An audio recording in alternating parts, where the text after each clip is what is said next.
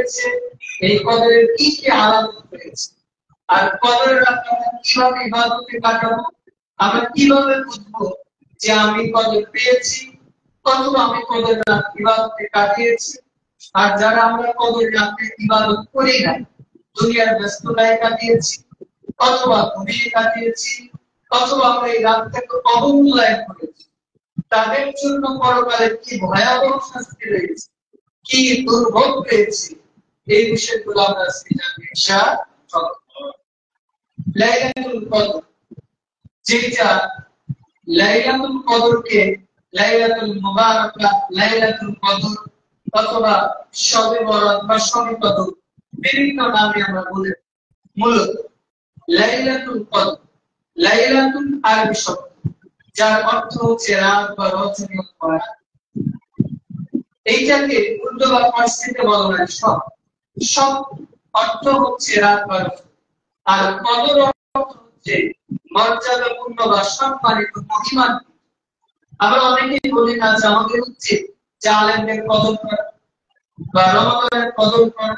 কদর মানে সম্মান করা, মর্যাদা করা, রেসপেক্ট করা, ইজ্জত দেওয়া। মানে কদর জিনিসটা কি, যার যে মর্যাদা সেই অনুপাতে তাকে সম্মান দেখানো, মর্যাদা দেওয়াকে কদর। ধরেন একজন ছাত্রকে যদি আমি এখন প্রধান শিক্ষককে বেঞ্চে বা চেয়ারে বসে দিই, তাহলে ওকে আমি সম্মান করব না, ও তো ওই জায়গায় বসার যোগ্য। এখন আমি যদি প্রধান শিক্ষককে বসিয়ে দিই নিচে আর ছাত্রকে বসিয়ে দিই উপরে, তাহলে কি শিক্ষককে সম্মান করা হবে? তার মানে যেই জায়গার যোগ্য তাকে সেই জায়গায় সেই স্থানে রাখাকে বলা হয় কদর বা সম্মান। আমরা অনেকে আছি যে আমি এই জিনিসটা পাওয়ার যোগ্য না, এরপরে আমি বলি মানুষ কেন আমাকে সম্মান করে, আমি তো যোগ্যই না, কেন মানুষ সম্মান। আবার অনেক সময় আছে যে আমি যোগ্য না কিন্তু মানুষ দেখবে যেই জিনিসের জন্য মানুষ যোগ্য না, ওইটা যদি ও পায় তাহলে ও অহংকারী হয়ে যায়, নাম হয় না? মানে একটা জিনিস আমি পাওয়ার যোগ্যই, আমি মাদ্রাসায় পড়ালেখা করি নাই বা দিনের জ্ঞান নাই, আমার নামে আগে আল্লাহ সাহেব মুক্তি লাগিয়ে মানুষ ইউটিউবে ফেসবুকে করছে, তার মানে আমি কিন্তু এটা যোগ্য না, মানুষ আমাকে উপরে উঠিয়েছে। এতে কি হবে? যারা যোগ্য তারা অপমান হবে, তারা যথাযথ মানুষ। তার মানে কদর বলা হয়, সম্মান বলা হয় ওই জিনিস যে যেইখানে যতটুকু পাওয়ার যোগ্য তাকে ততটুকু দেওয়াকে বলা হয় কদর, সম্মান বা রেসপেক্ট। তো যাই লাইলাতুল কদর বা শবে কদর, শবে বরাত বা লাইলাতুল মুবারাক, মুবারাক মানে হচ্ছে বরকত, মহিমা। এতগুলো নামের অর্থ হচ্ছে এমন একটা রাত্রে যে রাতটা সম্মানিত, মর্যাদাপূর্ণ, মহিমা, যেটা সম্মান, মর্যাদা, ইজ্জত অন্য কোনো দিন বা রাতের সাথে সমতুল্য। এটাকে কি বলে? লাইলাতুল কদর। তো লাইলাতুল কদরের গুরুত্ব প্রসঙ্গে বলতে যে আল্লাহ রাব্বুল আলামিন পবিত্র কোরআনের ৯৭ নম্বর সূরা কদর নামে আল্লাহ একটা কোরআনের সূরাই নাযিল করেছেন। আল্লাহ কি বলছেন? ইন্না আনজালনাহু ফি লাইলাতিল কদর, নিশ্চয় আমি কোরআন নাযিল করেছি কদরের রাত্রিতে। ওমা আদরাকা লাইলাতুল কদর। এবার আল্লাহ নিজে প্রশ্ন করতে যে হে নবী, আপনি কি জানেন কদরের রাত্রি? সুবহানাল্লাহ। লাইলাতুল কদরি খায়রুম মিন আলফি শাহর। এই কদরের রাত হাজার মাস অপেক্ষা উত্তম বলে। তানাজ্জালুল মালাইকাতু ওয়ার রূহ ফিহা বিইذনি রাব্বিহিম মিন কুল্লি আমর। এই দিন আল্লাহর আদেশ ক্রমে ফেরেশতারা দল নিয়ে দুনিয়ার আসমানে অবতরণ। সালামুন আলাইহিয়া হাত্তা মাতলাইল ফাজর। ফজর হওয়া আগ পর্যন্ত, স্টুডেন্টস থেকে আগ পর্যন্ত আল্লাহর পক্ষ থেকে ফেরেশতা সাকিনা দুনিয়ায় নাযিল হতে। আল্লাহ তাআলা বলে দিলেন যে কদর দিন। এইখানে মৌলিকভাবে একটা বিষয় আল্লাহ তাআলা বলছেন, তানাজ্জালুল মালাইকাতু, আল্লাহর আদেশ ক্রমে রূহ দুনিয়ার আসমানে অবতরণ। তো আমাদের দেশে কিছু মানুষ মনে করেছে যে রূহ মানে হচ্ছে আত্মা, ফল, হাত। তো তারা মনে করে যে তার মানে এই শবে বরাতের দিন বা লাইলাতুল কদরের দিন মৃত মানুষের আত্মাগুলো ফিরে যাচ্ছে। আবার কেউ মনে করে যে রমজানের আগে শবে বরাত পালন করেছিল, বিধবা নারীরা সুন্দর করে গোসল করে সুগ্রাম মেখে সালাতের মুসাল্লায় বসে থাকে আর বলে যে আমার স্বামী কাজ। এখানে আল্লাহ রূহ শব্দ ব্যবহার করেছেন। আল্লাহ যদি দুনিয়ার সমস্ত রূহকে বোঝাতে আল্লাহ ব্যবহার করতেন তার রূহ, তাহলে আল্লাহ ভুল বলেছে নাকি আমরা ভুল বলেছি? আমরা ভুল বলেছি। তার মানে আল্লাহ এখানে রূহ দ্বারা বুঝিয়েছে জিবরিল আলাইহিস সালাম ফেরেশতাদের সর্দার, তিনি তার যত ফেরেশতা রয়েছে সমস্ত ফেরেশতা নিয়ে দুনিয়ার আসমানে অবতরণ করে বলেছেন। এই যে কতক্ষণ থাকে, যতক্ষণ না স্পেস হবে। ধরে আসতে চাই শেষ টাইম ছিল 4:47, তার মানে 4:47 মিনিটের আগ পর্যন্ত ফেরেশতা দুনিয়ার আসমানে। কুরআন কবে নাযিল হয়েছে? আল্লাহ রাব্বুল আলামিন পবিত্র কোরআনে সূরা বাকারা 185 নম্বর আয়াতে বলেছেন, শাহরু রমাদানাল্লাযী উনজিলা ফীহিল কুরআন। এই যে রমজান মাস, আমি এতে কোরআন নাযিল করেছি কি জন্য? হুদাল লিন-নাস, মানুষকে হেদায়েত করার জন্য। হেদায়েতটা কেমন? বাইনাতু হুদা ওয়াল ফুরকান, যাতে এই কোরআন দিয়ে মানুষ হক এবং বাতিল বুঝতে পারে, সত্য এবং মিথ্যা বুঝতে পারে, হালাল এবং হারাম বুঝতে পারে। এই জন্য আমি আল্লাহ কোরআনকে নাযিল করেছি। এইবার কোরআন আল্লাহ রমজানে নাযিল করেন কদরের রাত থেকে। আল্লাহ বলছেন যে নিশ্চয় আমি কোরআন নাযিল করেছি, ইন্না আনজালনাহু ফি লাইলাতিল মুবারাক, আমি কোরআন নাযিল করেছি বরকতময় রাতে। সেই রাতটা কেমন? ইন্না কুন্না মুনদিরিন, এই যে এই রাতটা সম্পর্কে আমি তোমাদের সতর্ক করছি। এই রাতে আমি মানুষের ভাগ্য তার দিলে বিভিন্ন বিষয় লিপিবদ্ধ করে থাকবো। মৌলিকভাবে যদি আমরা এই 4টা আয়াতকে সামনে নিয়ে আসি, সূরা বুখারীর 3 এবং 4 নম্বর আয়াত, সূরা কদরের 1 নম্বর আয়াত, সূরা বাকারার 185 নম্বর আয়াত, এই 4টা আয়াত থেকে বা 3টা আয়াত থেকে মৌলিকভাবে আমরা বুঝতে পারি যে আল্লাহ রাব্বুল আলামিন রমজান মাসে বরকতময় কদর রাতে কোরআন নাযিল করেছেন। অনেকে এই যে সূরা বুখারীর 3-4 নম্বর আয়াতকে ব্যাখ্যা করে বলবেন যে মুবারাক অর্থ বরকতময়, তার মানে শবে বরাতের রাত। শবে বরাতের রাত বরকতময়, তবে কোরআনে শবে বরাত বলেছে যে আসলে শবে বরাত মূলত শবে বরাত শব্দটা ঠিক আছে, কিন্তু তারিখ বা স্থান, মানে কোরআন করে শাবান মাসে কিন্তু শবে বরাতের পাশে, রমজান মাসে কদর রাত যেটা সেটাই পাশে। এই রাতটা কত দিনের ছোট? 1000 মাস অপেক্ষার।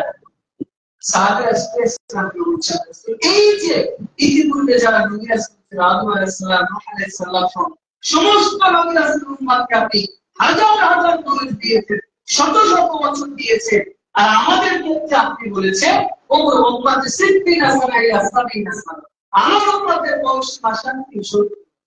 তো ওরা হাজার হাজার বছর ইবাদত করেছে, আমাদের জীবনে এগিয়ে গেছে। তো আমরা যদি 60-70 বছর সারা দিন রাত ইবাদত করি, এরপর আমাদের থেকে এগিয়ে যেতে পারবো? মানে সংখ্যার দিক দিয়ে দেখলে তো মনে হয় আমরা বুঝতে পারছি যে আমি আমার উম্মতের জন্য এমন একটা রাত আল্লাহ আমাকে স্পেশালি দিয়েছে, এই এক রাতের ইবাদত ওরা হাজার বছর ইবাদত করে যখন নাকি পাবে, এক রাতের ইবাদত আল্লাহর কাছে থেকে বেশি দেয়। এই জন্য আমাদের উচিত এই রাতটাকে যথারীতি মূল্যায়ন করা। এই রাতের ইবাদত প্রসঙ্গে বুখারী 1901 রাসূলের সাল্লাল্লাহু আলাইহি ওয়াসাল্লাম ক্বামা লাইলাতুল কদর ঈমান ওয়া ইহসান, যে ব্যক্তি ঈমানের সাথে সওয়াবের আশা কদরের রাতটিকে ইবাদত করবে, গুফিরা লাহু মা তাকাদ্দামা মিন যামবি, আল্লাহ রাব্বুল আলামিন এই এক রাতের ইবাদতের কারণে অতীতের যত সগীরা গুনাহ রয়েছে আল্লাহ সব গুনাহকে মাফ করে দেবেন সুবহানাল্লাহ। এরপর রাসূল বলছেন সহিহ বুখারী 3017 তার আগে হাদিসটা বলি, রাসূল বলছে ইবনে মাজাহ 1644 ইন্না হাযা শাহরুল হাজরাত, এই যে আমার উম্মতের আমার ছাত্ররা জেনে রাখো তোমাদের মাঝে একটা মাস উপস্থিত হয়েছে, সেই মাসটা কেমন? আলফি শাহর, হাজার মাস অপেক্ষা, হাজার মাস অপেক্ষা উত্তম বলে। এরপরে দেখেন একটা মারাত্মক কথা বলেছে, মান হুরিমাহা ফাকাদ হুরিমা খায়রা কুল্লু, কোন ব্যক্তি যদি এই রাতের ইবাদত থেকে মাহরুম হয়, তবে রাত ইবাদত থেকে কাটা নাই। ওর মতো মাহরুম, ওর মতো হতভাগা, ওর মতো নিঃস্ব, ওর মতো সর্বহারা দুনিয়া থেকেও মান হুরিমাহা ফাকাদ হুরিমা খায়রা কুল্লু, যে ব্যক্তি এই রাত কাটাবে সে দুনিয়ার সমস্ত কল্যাণ যদি কেউ থাকে, এরপরে সে নিঃস্ব। এবার আসে আমরা এই কদর প্রাপ্ত কবে চেষ্টা করব, কবে বাদ রাসূল সাল্লাল্লাহু আলাইহি ওয়াসাল্লাম বলছেন যে রাসূল সাল্লাল্লাহু বলছেন রমজানের শেষ 10 দিন আমরা কদর পালন। এরপর রাসূল সাল্লাল্লাহু বলছেন যে কদর কবে হয়েছে এই যে আল্লাহকে জানিয়ে দিন, তা আমি তোমাদের জানানোর জন্য বের হয়েছি, কিন্তু আমি রাস্তায় বের হয়ে দেখি তোমাদের মধ্যে দুইজন লোককে কদরের বিষয়টি মতামত পরস্পর ঝগড়া বিবাদ করছে, তখন আল্লাহ দিয়ে দিচ্ছে। আমাদের দেশে অনেক কিন্তু শুধু 27 রাতের দিন করে, কেউ শুধু 21 দিন। রাসূল সাল্লাল্লাহু প্রথমে বললেন যে শেষ 10 দিন, পরে আরেকটু সহজ করে বুখারী 2017 হাদিস তিনি বলছেন তাহাররু লাইলাতুল কদরিল বিত্তি মিন আসরিল আওয়াখির মিন রমাদান, রমজান মাসের শেষ দশকে বিজয় 5 ইবাদত করো, এটাই হয়েছে লাইলাতুল কদর। সেরা গুলো কি? 21, 23, 25, 27 এবং এই যে আজকে দিন গেলে দিবাগতরা শুরু হয়ে যাবে বিষয়। তো কদর, কদর যে হবে এটা আমরা চিনব কিভাবে? মানে আমি তো ইবাদত যদি করি, কিন্তু কদর যে রাত হয়েছে তার আলামতগুলো, তার নিদর্শন রাসূল সাল্লাল্লাহু আলাইহি ওয়াসাল্লামের 762 নম্বর হাদিসে কদরের অন্যতম আলামত হচ্ছে ওই দিন যখন সূর্য উদিত হবে, সূর্যের আলো খুব বেশি হবে। মানে সূর্যের আলোক রশ্মি এমন বেশি হবে না যে মানুষের চলাফেরা কষ্ট। অনেক সময় এমন আছে না যে দেখবেন সকাল 7টা বাজতে না বাজতে ছোট্ট রোদ ওঠে, বাইরে বের হওয়ার কষ্ট। আর কোনো কোনো দিন কিন্তু আজকে সকালে আবহাওয়া অনেকদিন ঠান্ডা ছিল, তো আমি যখন ঢাকা থেকে বের হই তখন বৃষ্টি হচ্ছে। তো এই যে এরকম নাতিশীতোষ্ণ একটা পরিবেশ থাকে, মানে সূর্যের আলোটা খুব বেশি হবে। এছাড়াও রাসূল সাল্লাল্লাহু বলছেন যে এই রাতটা খুব বেশি অন্ধকার, একেবারে অমাবস্যার রাতের মতো বিক্ষুব্ধ অন্ধকার, মানে এই রাতটা কিছুটা আলো আলো দেখা যায়। এরপর এই রাতে বৃষ্টি হওয়ার সম্ভাবনা, মৃদুমন্দ বাতাস, মানে এমন বাতাস প্রবাহিত হবে না যাতে বাড়িঘর ভেঙে যাবে, আবার প্রচন্ড গরম হবে। অপেক্ষাকৃত মাত্র সময় হচ্ছে মানুষ ইবাদত করে আত্মতৃপ্তি।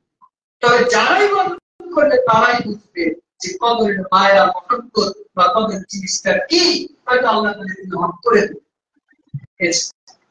এই দিনে সাধারণত মানে এই রাতের বাতাস নাতিশীতোষ্ণ থাকবে, মানে বেশি গরম হবে না, বেশি ঠান্ডা হবে।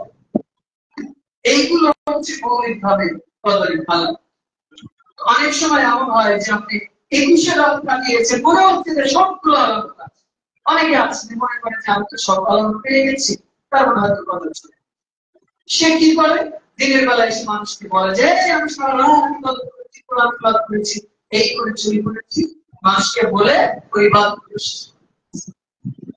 রাসূল সাল্লাল্লাহু বলছেন এমন কিছু মানুষ আছে আমাদের উম্মতে সারা রাত ইবাদত করবে, কিন্তু দিনের বেলা মানুষকে বলবে সারা রাত ইবাদত করে ওই ইবাদত করেছিল সব নিষ্ফল। মানে আল্লাহ কবুল। তাই রাতের ইবাদতের কথা আপনারা রবের মাঝে, আপনি কোনো মানুষকে বলতেছেন। আপনি যখন মানুষকে বলতে উদ্দেশ্য হয় মানুষকে ইন্সপায়ার করা, তাহলে। কিন্তু যদি এমন হয় আপনার মধ্যে অস্তমা চলে আসতে পারে, তাহলে মানুষকে বলবে। শয়তান চায় যে আমাদের কষ্টের যে ইবাদত নষ্ট করে, এই জন্য ইবাদত করবে গোপনে গোপনে মানুষকে যদি বলা যে বললাম থেকে তাহলে অনেকে আছে যে 21 সাল ইবাদত করেছি তার মানে কদর পেয়ে পরের রাত ইবাদত, কিন্তু এমন বছর আছে তারা ইবাদত করেন বা করেছেন যে 21 রাত ইবাদত করেছেন, দেখা যাচ্ছে আজকে মনে হয় সব ভালো, পরে আবার 23 রাতে দেখা যাচ্ছে তার থেকে বেশি আলো। কেমন হয়? এই জন্য ছেড়ে দেবে, শেষ 10 দিন চেষ্টা করবে, যদি নাও পারে অন্তত বেতন 5 দিন বাই কোরআন যে তুমি সত্যি ইবাদত করতেই ইনশাআল্লাহ। যদি আপনি মাযুর হন, যদি গাড়িও চালাতে না করতে পারে, সারা রাত কোরআন পড়ুন। আপনার স্ত্রীকে বলবেন যে তুমি কোরআন তেলাওয়াত করো, মেয়েকে বলবেন যে কোরআন তেলাওয়াত করো, মোবাইলে কোরআন তেলাওয়াত করো, শুয়ে শুয়ে সুবহানাল্লাহ, সূরা ফাতিহা পড়তে, ইখলাস করতে করতে করতে যদি ঘুমিয়েও যান, রাসূল ইসলাম বলছেন কেউ যদি ইশার সালাত পড়ে রাতে তাহাজ্জুদ পড়ার নিয়ত করে ঘুমিয়ে যান, জাগতে যদি নাও পারে, ও যে নিয়ত করেছিল নিয়তের কারণে সারা রাত ইবাদতে লেগেছিল। এই জন্য আমাদের কি করব, কি করব? প্রথমত নিজে থাকবো এবং নিজের আহাল পরিবারকে থাকবো, কারণ আল্লাহ বলছে জাহান্নামের আগুন থেকে নিজে বাঁচো এবং পরিবার। শুধু নিজে বাঁচলে কিন্তু পরিবারকে বাঁচবে, নিজেও জানে নিজের স্ত্রীদের, নিজের ছেলে মেয়ে পরিবার পরিজন। রাসূল সাল্লাল্লাহু আলাইহি রাতের বেলা তার মেয়ের জামাই আলীকে ডাকতে, আলী তুমি কেন শুয়ে আছো? আল্লাহ রাব্বুল আলামিন দুনিয়া আসমানে নেমে এসেছে, আল্লাহ মানুষকে ক্ষমা করবে, যা চাইবে তাই দিবে, অথচ তুমি আজকে বিছানায় শুয়ে আছো। আলীকে আল্লাহ দেখে আয়েশা রাদিয়াল্লাহু আনহা বলছেন যে শেষ 10 দিনে বিছানাতে রাসূল তার লুঙ্গি কাপড়কে শক্ত করে বাঁধে, শক্ত করে বাঁধা, লুঙ্গি টাইট করে বাঁধে, এটা তার মানে ইবাদতের জন্য দৃঢ় প্রস্তুতি। অনেক সময় বলেন আছে এই সামনে আমাদের দিনের কাজটা শেষ করতেই হবে, কোমর বেঁধে ড্যামেজ বলে, কারণ আসলে কোমর বাঁধি নাকি সর্বাত্মক চেষ্টা করেছি 10 দিনে আমার কাজ শেষ। এই জন্য আপনাকে মানসিক এবং আত্মিক প্রস্তুতি যে যাতে আপনি সারা দিন কাজ করেন তাতে থাকবেন, তাহলে দিনের বেলা আপনার একটু আপনাকে শরীরকে শান্তি দিতে হবে, একটু বিশ্রাম দিতে হবে, যাতে রাতে করে ইবাদত করবেন। এরকম আপনি তারাবি বা তাহাজ্জুদ আদায় করুন, বিশেষ করে যারা তারাবি সালাত আদায় করেন চান যে আমি শেষ রাতে আদায় করব, তাহলে আপনি কি করবেন? প্রথম রাতে আপনারা জামাত ইশা আদায় করবেন, অথবা আদায় করে বাকি সালাত সারা রাত আপনি আস্তে আস্তে। এখন আপনার প্রশ্ন আসতে পারে যে হুজুর আমি তো কোরআনের বেশি সূরা জানি না, আমি কিভাবে লং টাইম সালাত দেব? সমস্যা নেই, আপনি সূরা ইখলাসই পারবেন, সূরা ফাতিহাই আপনি পারবেন, যতগুলো আপনার সামর্থ্যে কুলায় আপনি পড়তেই থাকেন, পড়তে। এমন তো না যে সূরা ফাতিহা পড়তেই হবে, কোরআন খতম করতেই হবে, এমনকি আল্লাহ শর্ত দিয়েছে। আপনার সূরা ইখলাস জানা আছে, রাসূল সাল্লাল্লাহু ইমাম নিযুক্ত করেছেন, সেই ইমাম শুধু সূরা ইখলাস। তো সাহাবী এবার বলছেন যে এমন একজন ইমাম নিযুক্ত করলে যে শুধু সূরা ইখলাস আর কোন সূরা জানে না। যেরকম আমি গাজীপুরে তারাবি সালাত পড়ি, তো শেষ রাকাতে তো মানে ভিতরে সুন্নাত হয় না সূরা কাফিরুল ইখলাস, তো একজন বলছে হুজুর এই সূরা কাফিরুল ইখলাস সূরা ইখলাস, তো সে তো জানে না, তো ওর কাছে মনে হচ্ছে যে সে এত টাকা দিয়ে হুজুর বেশি হুজুর সূরা তো দেখেন রাসূলের সাহাবী কি করতো? সূরা ইখলাস পড়তো। সাহাবীরা রাসূলের কাছে অভিযোগ করছে, এমন ইমাম দিলেন এই সূরা ছাড়া আর কোনো সূরা জানেন না। তখন সাহাবীরা রাসূলের ঘটনা ছিল, তখন বলছে জি ইখলাস, কারণ কি সূরা আমি সূরা ইখলাসকে ভালোবাসি। রাসূলের সাহাবী বলছে এই ভালোবাসা তোমাকে জান্নাত দিবে, শুধু সূরা ইখলাস। আমাদের দেশে মনে করে ইমামতি করতে হলে এই জানতে হবে, ওই জানতে হবে। ইমামতি করার শর্ত কি? তাকে মোটামুটি কোরআন শিখতে হয়, অথবা সালাতের যে মৌলিক মাসআলা সেগুলো জানলে ইমামতি করতে হবে।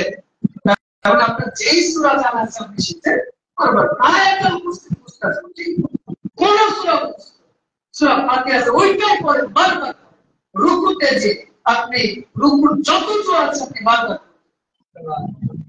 আপনার রুকুতে যে রুকুর যে দোয়া, সিজদার দোয়া, এগুলোর পাশাপাশি আরো যে দোয়াগুলো আছে, আল্লাহুম্মা ইন্নাকা আফুউন তুহিব্বুল আফওয়া ফা'ফু আননি, আল্লাহুম্মা আদখিলনি জান্নাতাল ফিরদাউস, এই যে দোয়াগুলো আছে, যত দোয়া আছে আপনার রুকুতে, সিজদাতে, শেষ পর্যন্ত যত ইচ্ছা, যতক্ষণ ইচ্ছা। এমনকি মুহাদ্দিসরা বলছেন যে এই দোয়াটা যদিও কোরআনে আয়াত, এটা যদি কেউ দোয়া নিয়তে পড়ে তবুও মৌলিক ভাবে খেয়াল রাখবে, মানে রুকু এবং সিজদাতে কোরআনে আয়াত পড়া জায়েজ। তবে যদি আপনি রব্বির হামদা কামা রাব্বায়ানি আল্লাহুম্মা রাব্বানা এইটা তো আমরা আয়াত মনে করি নাকি দোয়া মনে করি? দোয়া মনে করে পড়েন তাহলে। আর কিছু কিছু মুহাদ্দিসের মত কোরআনে আয়াতের শুরুতে যদি আল্লাহ লাগে তাহলে আপনি যদি বলেন খুব বলবা এটা করতে পারেন, এটার জন্য আয়াত তেলাওয়াত করে দিবেন। কিন্তু রব্বির হামদা কামা রাব্বায়ানি এটা তো আপনি দোয়া মনে করে পড়তে পারবেন, এটা মনে করলে আল্লাহ এরপরে প্রতিদিন যত পাপ করেছি এর জন্য মহান সূচনা বলতে যে আল্লাহ আমি জীবনে অনেক পাপ করেছি, অনেক গুনাহ করেছি, আপনি রহমান, আপনি দয়াশীল, আপনি গাফফার, আপনি ক্ষমাশীল, আপনি আজিজ পরাক্রমশালী। আল্লাহ আপনার এই নামের উসিলা, আপনার এই গুণের উসিলা আপনার কাছে দোয়া করছি। আল্লাহ একজন প্রতিদিনের মেয়ে যদি আপনার কাছে ক্ষমা পেতে পারে, একজন মানুষ যদি 100 জন মানুষকে হত্যা করে ক্ষমা পেতে পারে, একজন লোক যদি একটা সিজদা করে যদি কালেমা পড়ার নামে জান্নাত পেতে পারে, আল্লাহ আমি তো অপরাধ করি নাই, যদিও করে থাকি আপনার কাছে আমি ক্ষমার আশায় ক্ষমা চাচ্ছি। আল্লাহ ক্ষমা কিভাবে চাইবেন? হয়তো আপনি কোন সময় জেনা করেছেন, মিথ্যা বলেছেন, ওইগুলো মনে নিয়ে মনে মনে স্মরণ করে ক্ষমা চাইবেন।